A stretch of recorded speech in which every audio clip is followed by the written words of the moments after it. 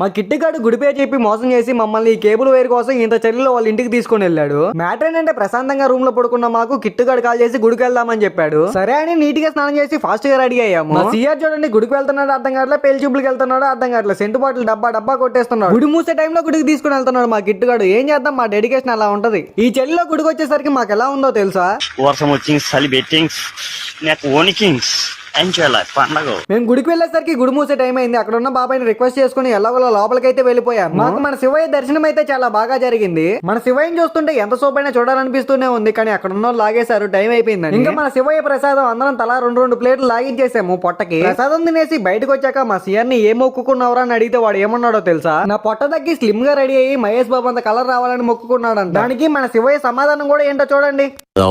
నేనైతే మన followers, subscribers, మా ఫ్రెండ్స్ ఇంకా అందరు బాగుండాలని కోరుకున్నాను. ఇంకా రూమ్ కి వెళ్దాంలే అని బయలుదేరాము. అంతలో మా కిట్టుగాడు ఎక్కడికి వెళ్ళేది, మా ఇంటికి వెళ్ళి నా చార్జర్ కేబుల్ వైర్ ఉంది అది తీసుకున్న తర్వాతే రూమ్ కి వెళ్దాం, మీరు రాకపోతే మీ బైక్ కి ఇవ్వను, ఎలా వెళ్తారో వెళ్ళండి అని బైక్ కి లాగేశాడు. ఎక్కడికి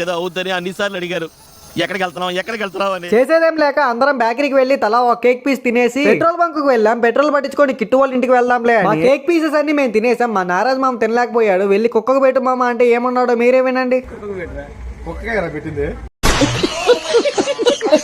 కుక్క తినలేక బర్రెకి పెట్టబడింది. బర్రె ఏమో పారిపోతుంది.